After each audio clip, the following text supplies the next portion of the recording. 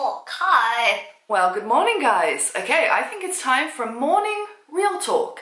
And in this real talk, we are going to be discussing money. Money is not discussed a lot in general, especially in England, but in general online. So I took to Instagram about a week or so ago and asked you to be completely, brutally open and honest about what you wanted to know when it came to money, what I do. Now, whilst I will not be answering questions such as how much do you earn or how much does Scott earn, as it's no one's business, I will be delving in and being brutally honest about how money is made, taxes, things like that, what kind of companies pay, that kind of shaboo. So, and if you are new here, then welcome. Real Talk is a segment on this channel where we sit down and there is no BS and we just talk about real topics, not always travel, sometimes life, sometimes mental health, and we just have a jolly good chat. I normally have a beverage, granted.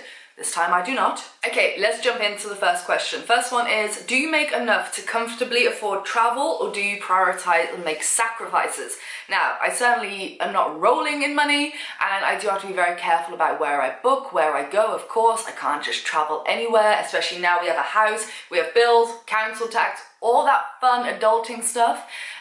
So I still have to prioritize my money and budget really well, but I can, fortunately, still have a house, touch wood, and travel a decent amount. Next question, I would like to know how long it took you to make a full-time income from your travel blogging.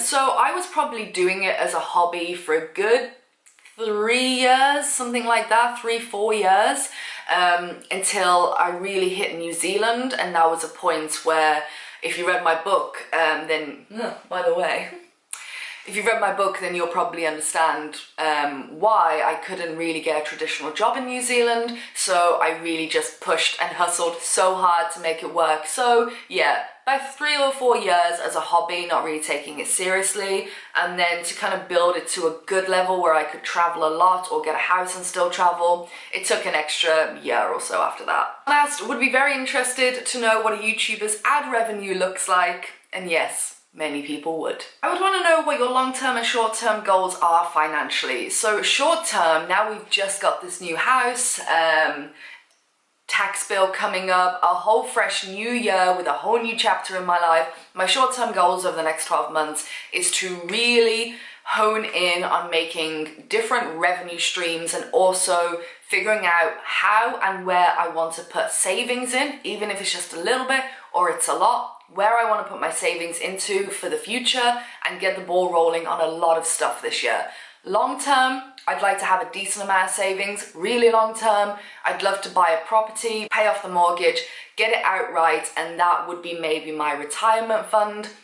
Life doesn't always go like that. We could have a massive crash in the market when it comes to me being 60 or whatever, whenever I want to retire, and suddenly my house has lost half its value, and that was going to be my retirement plan, to downsize into a smaller house. But being self-employed, I will get a state pension because I pay my credit through my taxes, but it'll be really tiny and you've got to gather a lot of years of that. So I want something else to make sure I can live comfortably later in life, so I'm thinking investing in property over the next few decades, paying it off and hopefully selling it at a good price. That would be my plan for my later years. I really want to understand, what's your work? Okay, so for anyone new, this might be a perfect jumping in point. Let me just pull this light a bit closer. So primarily what I do is, it started off with just YouTube videos of me traveling around and making money from AdSense and the occasional sponsor. I'm an author, I'm a published author, darling. So I've done that. I used to write on my blog, let's be real. Kind of died now. So yeah, now other than being an author, I still make YouTube videos and I can work with companies and maybe produce videos just for them or something to go on my channel. But yeah, that's where we're going, and this year is going to introduce a whole new level of what I do, fingers crossed, a whole new business venture, which again goes back to my short-term / long-term goals financially, to push my brand to be more stable in the future. But you're gonna have to wait and see for that one. So talking about pensions, someone says, I was talking to my dad about pensions, how they work through digital nomading. Now, like I said, paying tax in the UK through HMRC, you can pay your tax credits, which means it will go into a pot for your state pension when you hit a certain age. If you're not paying tax to anyone, or whatever, then you're gonna have to, as anyone being self-employed, whether you're a digital nomad or not, have savings, have an investment plan or something like that for the future, and it's all on your own back really to figure that out now rather than later. And yeah, just a lot of smart business decisions really on your part, and saving or investing for future funds that can help you in your pension. Someone also asks, how does tax work for digital nomads? So it will change depending on what country you are in. So you need to call either if it's the IRS or HMRC if you're in the UK, and talk to them about your situation if you are making money and you are self-employed. Oh my God, what is it? To find out whether you qualify for paying tax if you've been out of the country too long, or what the deal is with you. So I also want to talk about tax because it's really interesting. Now, we're not taught in school about doing our own taxes or being self-employed and what that means, and I think that's just awful. We have no idea leaving school any of the practical knowledge. Anyway, that's for a whole different real talk. Something you may not know is a lot of people can get a shock when doing their taxes, because if you, for example, earn over a certain amount and you've gone into the little calculator so you can have an idea of what you're going to be paying, and it gives you a number, say £4,000. That's going to be your tax return amount to pay to HMRC, £4,000 for a tax year. You'll actually be paying £6,000. Something they don't tell you. No one tells you this. Because if you earn over a certain threshold, you have to pay an extra 50%, which will go into your account for your next year bill. And then I think in June or July, you get another bill for the next 50%. So it's great, because by the time the next tax year rolls by and it's almost due payment, you've got £4,000 in your account. So you can either get money back if it came lower, or pay a little bit more if it went higher. But when it's your first year, just a heads up, I thought this would be really important for you to know. If you do hit over a certain threshold, your tax bill will be considerably higher. And the first year is really tough for anyone, digital nomad, self-employed, earning money. If you do well and you're very successful, say 1 year, just be ready with extra cash for your first year. All the years after that, you'll build up money in your account, you'll get a little smarter about it, but the first year I think is just a rite of passage for everyone being self-employed who is a bit stupid when it comes to accounting. Now, I'm getting a lot of questions about budgeting for travel. I've already done quite a few videos on things like that on my channel. I think I have a whole playlist on budgeting, so you can go check that out. I'm just talking about taxes and all the, really interesting, fun stuff. This says, how do you feel about being asked how much you earn on YouTube? Now, this has been a recurring theme for anyone who does an out of the ordinary, unconventional job. It's, you don't ask your doctor how much he makes, you don't ask the traffic warden how much he makes, but you think, because I'm self-employed and I make YouTube videos, I get it. You're interested, like, wow, people are still like, you can make money from that? It's a difference between people asking how you make money to people asking, so how much do you earn? And I have had that question so many times, sometimes from almost complete strangers that I've briefly met, jump straight in the moment they find out what I do. And I said, so how much do you earn? Like a month? I'm like, oh my God, none of your fucking business. Yeah, I get it. I don't really get angry. I just get a bit quiet. I'm like, if you don't ask other people that, why are you asking me? And also within my field, if I talk to other bloggers or vloggers and they're worried about how much to ask a company, for example, for a sponsored video, then I'll talk through like how I've built my price lists over the years, and what value for money and all that kind of stuff. But in general, if just some randomer asks me, then I'm just like, no. I'm happy to tell you how, just not how much. I don't know. Okay, someone asks, what avenues of income stream do I have and how do I deal with an unsteady cash flow? This is like everyone who is self-employed has to deal with. You will have great months where you will kill it, your bank is healthy as hell, and other months where you're like, oh my God, I can't eat. It's an up and down game, and it's kind of, it destroys some people, and I get it. The only reason I have lasted this long and will continue to is because the idea of working for someone else now, no, I can't. I'd never be able to work for someone else. And that fear of losing everything drives me so hard to make it a success every single day. So my avenue streams are, we've got YouTube AdSense, I have a Patreon, hello. I have my income from my book every month. through royalties. I have affiliate links, so I'll sometimes throw in some Amazon links or some different kind of links down below. If you click on it, purchase something or purchase something else after you've directly click that link, I'll make a percentage off of all your sales. So that's another income stream. I then have sponsored videos where a company will contact me and we'll work on a video idea together. I promote their product so long as I love it and it's genuine and it fits my audience and all that. And I've talked about sponsorships before on this channel. Very picky, very, very picky, but that's a huge source of income for me. Like with a lot of YouTubers, especially now with AdSense and everything just being so bad, we have to work with other brands occasionally just to bring our income up. And yeah, a lot of YouTubers pretty much solely survive off sponsorships and they are crucial for their channels, which is why I'm not talking about mine, even though, you know, I am part of this space. But if you see your favorite creator getting sponsored, it's a moment. It's a girl, well done, you go, you got that sponsorship. Support them. If you like what they're incorporating into the video, then click the link, check that company out. Things like that really help.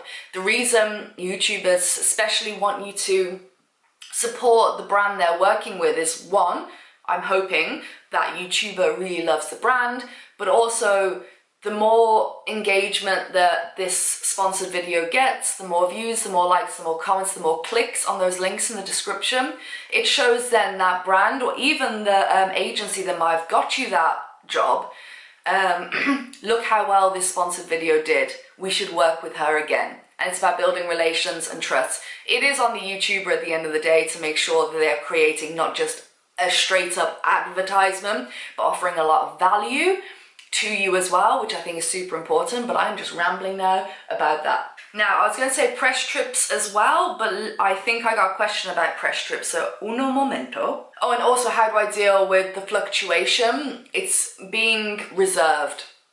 Like, I have, like, looking at my calendar there for the year of what I'd like to do in different months. It won't all get done. It'll be switched out, different things will happen, life happens. But I know, like, January is, everyone's just trying to get through it, pay off their tax bill, source all that out, and then start the new year fresh with nothing in their bank. So when times are tough, you're not getting those sponsorships or things like that, you just gotta hold back on spending. That's all, because you know the money's gonna come back in. Money comes and goes, and I try not to stress about it. Easier said than done, but it's up and down and it's really disheartening. But making sure I have, like, I always have a base level of money in my bank account at all times. If I ever get towards that, I start freaking out. So I always keep an X amount in my bank and I only want to increase on it. I don't want to break into it unless it's something important like bills or an emergency or something like that. So I try and keep that because there are months that come by and they can be shit and your income is low and cash flow problems. And you need that buffer, and it's something I've always kept in mind to keep that buffer in my bank. Okay, press trips. Are press trips completely free of cost to you, or are they subsidized by you? All of the press trips I go on are fully paid by the company. Now, there are two different types of press trip. One where they'll cover all of your travel, all of your food, all of your accommodation, flights, the lot, and they will pay you an X amount on top of that to create videos, or it's just the trip all inclusive for free. So either way, if I get a press trip, I don't pay for anything on that press trip. And some press trips, maybe tourism boards or things like that, will pay X amount on top for the work, especially if the workload is quite heavy. Someone asked, am I debt free? Other than a student loan, I am 100% debt free. Now, student loan is something they call a good debt. And I think a mortgage is something they call a good debt. Bad debts are like credit cards, finance companies like cars or those catalogue brochures. That's bad debt. So I'm only in good debt. Just my student loan, that is it. The only debt I am in, and that's pretty simple just because it comes out when I pay my tax. It just comes out then and it's done and we'll eventually pay it off after I'm dead. But if you are very interested, then I'm in over 20 grand worth of debt for my student loan. But other than that, I'm free flying because of my childhood. Let's just say I never ever ever want to get in debt. My motto throughout my whole life has been, if I can't afford it, I don't get it. Don't you think I'd love a brand new camera and things like that, or to go here or there, or to buy new furniture for the house? I'd love to, and I could easily go onto like Argos, get the camera I want on finance and pay a high fee every single month. It doesn't even cross my mind to do that though. If I can't afford it, I don't have it. End of story. It would have to be a pretty big emergency, and such would that don't happen, for me to go onto finance for something. I just won't do it. If you can't afford it, you don't get it. End of. I'll make more money. If I really need something, I'll make more money and I'll go and buy it outright, and it's mine, and I'm in no debt to anyone. Okay, so someone asked, how much can you typically earn on a sponsored video, and how do you negotiate how much you get? Now this depends on the YouTuber. Because of confidentiality, and also it's no one's business, but mainly because I don't mind talking about money, it's just, it is confidential what I earn on sponsored videos, just like any single YouTuber. And it completely depends. Some of the big YouTubers will be pulling in 6-figure brand deals for one 1-minute integration into a video. 6 figures. Girl, just to let you know, I ain't close to that. You can negotiate if you are an influencer or you're self-employed and you do the kind of thing where you will have a job coming up. You can negotiate. That is very important. You hold the cards at the end of the day. The way a sponsorship works is a company wants something you have, and that is your eyeballs. I have spent years building an audience that trusts what I say, that's engaging, and they want that. It's their target audience, and they're like, girl, we want those eyeballs. So you do hold the cards because you have something that they want. So don't be afraid to negotiate. In any business, no business is going to give you the big, highest max offer they're going to go to for a service. They're not. They're expecting you to negotiate with them. Might go back and forth a little bit and you get to a price that you're happy with. But don't be scared. Be a boss, okay? Can you honestly live off what you make without outside income? Yes, I can. Very blessed. But we have to keep working and keep hustling to make that a reality. We don't just sit back and relax. We keep on hustling. And I think I've covered, how long is this video? Whoa, okay, I am gonna shut up now. Okay. So those are a few things. We covered taxes, press trips, sponsored videos, things like that. If you have any more questions, do leave them down below. And if I've missed a lot of questions, then I'm happy to make a part 2. But I think it's just something we should really talk about when it comes to money, because it's a very taboo thing. And whilst it is rude, I do consider to ask someone how much they make. Maybe it's just because I'm British. We find that thing very, very rude. I think we should talk about money more, the truth behind it, especially for influencers when it comes to press trips. I don't know when my camera just stopped recording. I'm gonna go, gotta get back to editing a big video right now, talking of sponsored videos, and add the final touches to that, so you'll see that super soon. And yes, loving, leaving, like, subscribe, follow me everywhere, especially Instagram. It's probably where I'm most active on my stories. And yeah, I will see you in a few days or next week. I don't know when I'm seeing you. I can't even say. I can't. I need some breakfast. So, toodle pip. Bye bye.